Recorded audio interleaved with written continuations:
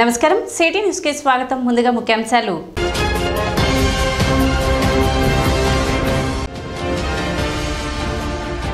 ధాన్యం కొనుగోలు వాతావరణం పరిస్థితులపై రైతులతో అధికారులతో సమావేశమైన మంత్రి నాదెండ్ల మనోహర్.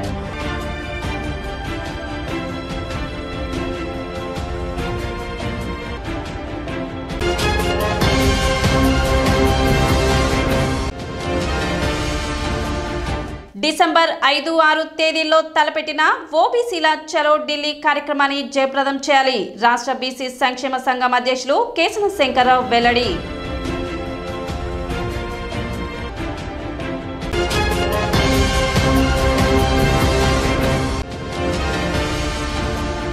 పచ్చదనం ప్రాణహితం కార్యక్రమం కింద బుర్రెపాలెం గ్రామం నుండి మొక్కలు నాటే కార్యక్రమాన్ని ప్రారంభించిన కేంద్ర మంత్రి పెమ్మసాని చంద్రశేఖర్.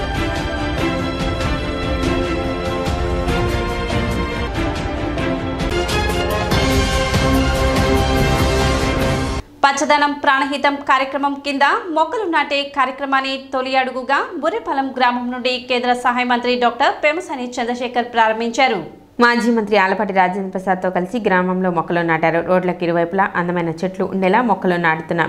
గుంటూరు పార్లమెంటు వ్యాప్తంగా చెట్లు నాటే కార్యక్రమంలో భాగంగా బుర్రెపాలెం నుండి ఈరోజు తొలి అడుగు వేస్తున్నాం. తొలి దశలో భాగంగా 300 చెట్లను ఈరోజు నాటుతున్నాం. రాబోయే రోజుల్లో మన పార్లమెంటు పరిధిలో కొన్ని వేల చెట్లు నాటబోతున్నామని డాక్టర్ పెమ్మసాని తెలిపారు. సిసిఎల్ ప్రాజెక్టు తరపున రాజేంద్ర ప్రసాద్ ఈ కార్యక్రమానికి సహకరిస్తూ ఏడాదికి 50 లక్షల చొప్పున 5 ఏళ్లలో 2.50 కోట్లను అందించేందుకు హామీ ఇచ్చారని చెప్పారు. ఒక్క మొక్కను 8 నుండి 12 అడుగుల ఎత్తులో ఉన్న మొక్కలను నాటుతూ ట్రీ గార్డులతో సహా సిసిఎల్ నిర్వాహకులు అందిస్తున్నారని తెలిపారు. ఒక్కో గ్రామానికి అవసరాన్ని బట్టి 300 నుండి 400 వరకు మొక్కలు అందిస్తుండగా ఒక్కో మొక్క కోసం 350 రూపాయల నుండి 400లను, ట్రీ గార్డు కోసం 600 రూపాయలను కలిపి అందిస్తున్నారని, ఎన్ఆర్ఈజీఎస్లో భాగంగా మొక్కల నిర్వహణకు బాధ్యత తీసుకుంటున్నట్లు పెమ్మసాని తెలిపారు. మొత్తం తీసుకుంటూ రావాలి చేస్తా చెప్తాను వీటిలో చేస్తారు 1 వీక్ సార్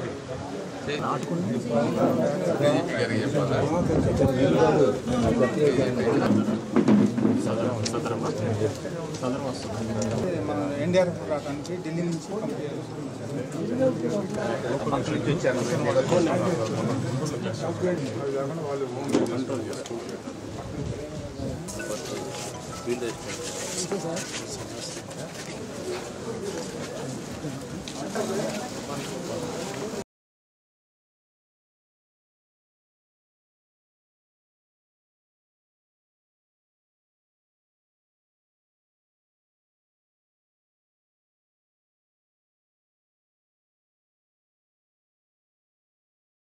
గుంటూరు పార్లమెంటు మొత్తం కూడా ఒక అందమైన చెట్లు రెండు పక్కల ఉండే విధంగా ప్లాన్ తీసుకున్నాం. దీనికి సిఎస్ఆర్ ఫండ్స్ కింద సిసిఎల్ ప్రాడక్ట్స్ రాజేంద్ర ప్రసాద్ గారు ముందుకొచ్చారు. సంవత్సరానికి 50 లక్షల చొప్పున 5 సంవత్సరాలకి 2.5 కోట్ల రూపాయలు ఇస్తా అన్నారు. వీటిలో మెయిన్ ఏంటంటే మొక్క పెట్టామంటే పెట్టామని కాకుండా 2-3 ఫీట్ మొక్క పెట్టి అవి పెరక్క లేదా చనిపోయి గ్యాప్స్ రాకుండా ఉండే విధంగా కనీసం 8 to 12 ఫీట్ మధ్య ఉండే విధంగా బాగా పెరిగిన మొక్కల్ని తీసుకురావటం ఒకటి. రెండోది దాని చుట్టూ ట్రీ గార్డ్స్, అది వాళ్ళు సిసిఎల్ వాళ్ళ బ్రాండింగ్తో చేయించుకుంటారు. ట్రీ గార్డ్స్ కూడా పెడతాము. ఒక్కొక్క విలేజ్కి అరౌండ్ 300 to 400 ప్లాంట్స్, అంటే ఒక్కొక్క మొక్క కాస్ట్ వచ్చేసి 350 నుంచి 400 రూపాయలు పడుతుంది. ఆ ట్రీ గార్డ్ వచ్చేటప్పటికి 150 రూపాయలు, దాదాపుగా ఒక 600 రూపాయలతోటి ఈ సంవత్సరానికి వచ్చే 50 లక్షలు ఎన్ని విలేజెస్ కవర్ అయితే అన్ని 7 నియోజకవర్గాలని కొన్ని ప్లాంట్ చేసుకుంటూ నెక్స్ట్ 5 ఇయర్స్లో అన్ని విలేజెస్లో అన్ని రోడ్స్ పక్కన ఒక అందమైన ప్లాంట్స్ పెట్టే విధంగా ప్లాన్ చేస్తూ ఉన్నాము. తొలి అడుగు చొప్పున మా స్వగ్రామమైనటువంటి బుర్రెపాలెంలో ఈరోజు మొదలుపెట్టాము. ఈ ప్లాంటేషన్ మెయింటెనెన్స్ వచ్చేటప్పుడు ఒకటి మొక్కలు నాటడం, రెండోది మెయింటెనెన్స్. అది లేకపోతే ఇవన్నీ ఎంత చేసినా కూడా ఉపయోగం ఉండదు. దీన్ని మన్రేగా కింద ఎన్ఆర్జీఎస్ ఫండ్స్ తోటి ప్లాంటేషన్లో మెయింటెనెన్స్ కింద వాళ్ళు ఉండే విధంగా అధికారులతోటి సమన్వయం చేసుకొని మొక్కలన్నీ చక్కగా పెరిగే విధంగా ప్లాన్ చేస్తూ ఉన్నాం. దానికి కూడా అధికారులందరూ సహకరిస్తూ ఉన్నారు. శ్రీ పెమ్మసాని చంద్రశేఖర్ ఆధ్వర్యంలో స్వగ్రామమైనటువంటి బుర్రెపాలెం గ్రామంలో సిసిఎల్ గారి సహాయంతో పచ్చదనం పరిశుభ్రం అనే కార్యక్రమంలో ఆ కార్యక్రమంలో భాగంగా ఈ రోజున చెట్లు నాటే కార్యక్రమాన్ని చేపడతాం అనేది చాలా గొప్ప విషయంగా భావిస్తున్నాం. ఎందుకంటే సకల ప్రాణులకి లేకపోతే ఎకలాజికల్ బ్యాలెన్సెస్ అవ్వాలన్నా కూడా పచ్చదనం అనేది అవసరం అని చెప్పి ఈనాడు ప్రపంచం అంతా కూడా ఒప్పుకున్నటువంటి సత్యం. చెట్లు నరికే కార్యక్రమంలా కాకుండా గత ప్రభుత్వంలాగా ముఖ్యమంత్రి వస్తుంటే పచ్చని చెట్టు కూడా చూడకుండా ఎన్నేళ్ళది అనేది చూడకుండా నరికి వేసినటువంటి ఘనత వారిదైతే ఈనాడు పసిపిల్లల్ని ఏ రకంగా పెంచాలో ఆ రకంగా పచ్చదనాన్ని పెంచాలని చెప్పి దానికి నాంది పలికినటువంటి కేంద్ర మంత్రి వారికి మన ప్రాంతం తరఫున వారికి హృదయపూర్వకమైనటువంటి ధన్యవాదాలు. ఈ కార్యక్రమంలో CCL వారు చాలా రాజేంద్ర ప్రసాద్ గారు వారు అనేక రకాలుగా ఈ ప్రాంతానికి సహాయపడతా ఉన్నారు. గతంలో ఇక్కడ DSP ఆఫీస్ కడితే దాదాపు 50 లక్షల రూపాయలు ఇచ్చిన ఘనత చాలా రాజేంద్ర ప్రసాద్ గారు. అదేవిధంగా ఈ రోడ్ సైడు వీటికి కూడా ఏదైతే విగ్రహాలు పెడతానంటే వాటికి కూడా ముందుకు వచ్చి సహాయపడినటువంటి ఘనత రాజేంద్ర ప్రసాద్ గారు. వారు మరి ఈ ప్రాంతానికి సహాయపడటం అనేది వారి బాధ్యతగా ఈ రోజున ఈ కార్యక్రమానికి 2,50,00,000 రూపాయలు ప్రతి సంవత్సరం 50 లక్షల రూపాయలు ఈ రోజున ఖర్చు పెట్టడం అనేది సహాయం చేయటం అనేది చాలా సంతోషించదగ్గ విషయంగా భావిస్తూ విఎస్ఆర్ కళాశాలలో పూర్వ విద్యార్థుల ఆత్మీయ సమావేశం జరిగింది. 1972-74 సంవత్సరంలో ఇంటర్మీడియట్, 1974-77లో BSc CBZ గ్రూపుతో తెనాలి విఎస్ఆర్ కళాశాలలో చదివిన పూర్వ విద్యార్థుల సమావేశం గౌతమ్ గ్రాండ్ హోటల్లో జరిగింది. 50 సంవత్సరాల క్రితం విద్యార్థులుగా చేరి ఇప్పుడు వివిధ రంగాలలో ఉన్నత శిఖరాలు అధిరోహించిన పూర్వ విద్యార్థులు స్వర్ణోత్సవ వేడుకలను జరుపుకున్నారు. లెక్చరర్స్ గా పదవీ విరమణ చేసిన శైలజ, పద్మజ, రామ్మోహన్ రావు ఆధ్వర్యంలో ఈ వేడుకలు ఘనంగా జరిగాయి.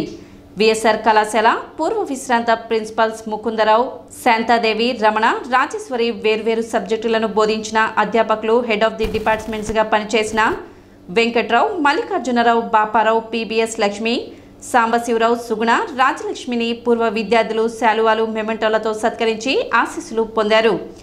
అమెరికా లాంటి ఇతర దేశాల నుండి, ఇతర రాష్ట్రాల నుండి కూడా విద్యార్థులు పాల్గొనడం విశేషం. ఈ కార్యక్రమంలో ముఖ్య అతిథులుగా విచ్చేసిన డాక్టర్ అజయ్ కుమార్ మాట్లాడుతూ ఆపన్నులకు ఆసరాగా నిలుస్తూ సామాజిక సేవయే పరమార్థంగా జీవితాన్ని అంకితం చేయడమే జీవిత పరమావధిగా అందరూ భావించాలని, అలాంటి భావాలను మాలో పెంపొందించి మా ఉన్నతికి కారణంగా నిలిచిన వారే ఆనాటి మా గురువు దేవుళ్ళని, ఆనాడు వారు సూచించిన మార్గమే, నేర్పిన పాఠాలే మా విజయాలకు బాటని తెలిపారు. డాక్టర్ రామకృష్ణ మాట్లాడుతూ దేశ విదేశాల్లో డాక్టర్లుగా, ఇంజనీర్లుగా, శాస్త్రవేత్తలుగా, ప్రఖ్యాత ఉద్యోగులుగా, విద్యావేత్తలుగా స్థిరపడటానికి మా కళాశాల అధ్యాపకుల కృషి ఎంతైనా ఉందని ప్రశంసించారు. Syndicate bank AGM Anjaneyulu, Basvayya, Andhra bank AGM Rammohan, Govardhan, SBI bank professor Sivaramakrishna Prasad, doctor P Ajay Kumar, Gujarat Anand university professor Sivasatyamohan, ఇంజనీర్లు దేవేంద్ర, మహేష్, సుధాకర్, న్యాయవాదులు బాలగోపాల్, పారిశ్రామికవేత్తలు ప్రసాద్, రామకృష్ణ, విశ్రాంత అధ్యాపకులు శివకుమార్, సత్యనారాయణ, వివేక విద్యా సంస్థల డైరెక్టర్ వీరనారాయణ తదితరులు పాల్గొని వారి స్మృతులను, అనుభవాలను పంచుకున్నారు. చిన్నపిల్లలు, ఆడపిల్లలు వాళ్ళందరం కూడా కలిసి మరి విఎస్ఆర్ కళాశాలలో చదువుకున్నాం. అప్పుడు స్ట్రెంగ్త్ సుమారుగా 5,000 మంది విద్యార్థులు చదివేవారు. కళకళలాడుతూ ఉండేది మేము ఉన్నప్పుడు. అందరూ కూడా అప్పుడు చెప్పినటువంటి పాఠాలు ఇప్పుడు కొంచెం గుర్తున్నాయి. ఇవన్నీ కూడా గత స్మృతులుగా భావిస్తూ ఉంటాం. 50 సంవత్సరాల క్రితం జరిగినటువంటి గత స్మృతులు గుర్తు చేసుకోవడం కోసం మరి ఈ రోజున పూర్వ విద్యార్థుల సమావేశం ఏర్పాటు చేయడం జరిగింది. మా మిత్రులందరూ కూడా మరి సుమారు 78 మిత్రులు ఈరోజు రావడం జరిగింది. మా అదృష్టం ఏంటంటే అప్పుడు మాకు పాఠాలు చెప్పినటువంటి లెక్చరర్స్ కూడా అందుబాటులో ఉండడం, కొంతమంది అందుబాటులో ఉండడం జరిగింది. మరి అప్పటి ప్రిన్సిపల్ గారు వాళ్ళు లేనప్పటికీ కూడా హెడ్ ఆఫ్ ది డిపార్ట్మెంట్స్, అలాగే అప్పుడే జరిగినటువంటి కాలేజ్ యంగ్స్టర్స్, యూత్ ఎవరైతే ఉన్నారో వాళ్ళందరూ కూడా ఇవాళ రావడం జరిగింది. మరి 65 సంవత్సరాలు సుమారుగా వయసు ఉన్నటువంటి మేమందరం కూడా వేరు ప్రొఫెషనల్ సెటిల్ అయిపోయి వేరు ప్రాంతాల్లో కూడా మేము నివసిస్తున్నారు. కొంతమంది అమెరికా నుంచి వచ్చారు, అలాగే హైదరాబాద్ నుంచి పట్టణం లాంటి వచ్చారు. ఇలా ఎక్కడెక్కడో పనిచేసే మేమందరం కూడా ఈ రోజు కలవటం అనేటువంటి చాలా ఆనందంగా అనిపిస్తోంది. విఎస్ఆర్ కళాశాలలో చదివినటువంటి 72, 74లో ఇంటర్మీడియట్ బైపీ చదివిన వాళ్ళము, 74, 77లో సిపిజెడ్ బైపీసీ గ్రూప్లో సిపిజెడ్లో చదివినటువంటి వాళ్ళందరము ఈరోజు ఇక్కడ కలవటం జరిగింది.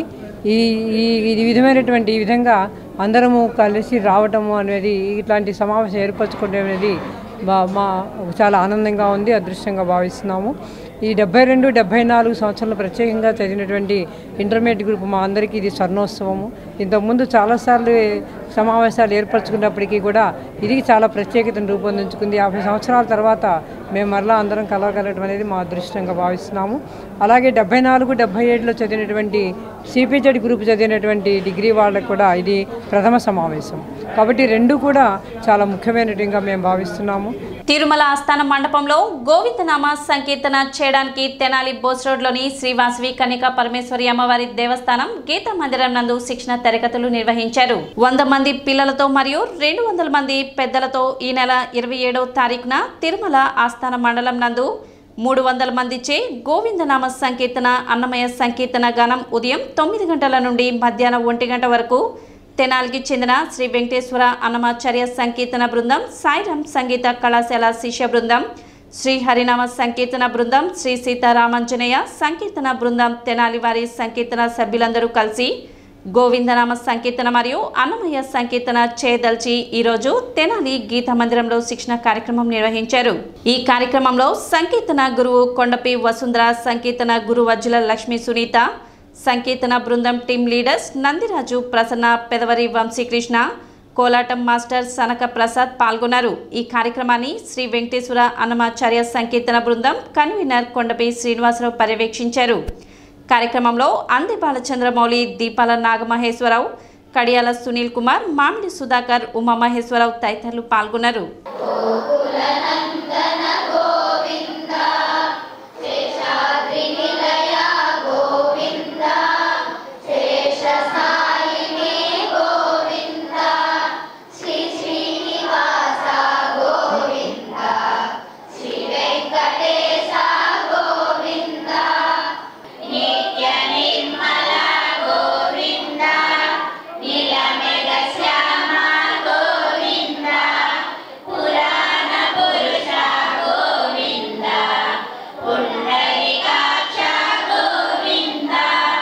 ఈ నెలలో 27వ తారీఖు తిరుమలలో ఆస్థాన మండపంలో గోవిందనామ సంకీర్తన మరియు అన్నమయ్య సంకీర్తనలు చేసుకోవడానికి అని చెప్పేసి తిరుమల తిరుపతి దేవస్థానం ఎగ్జిక్యూటివ్ ఆఫీసర్ గారు మాకు పర్మిషన్ ఇచ్చారు.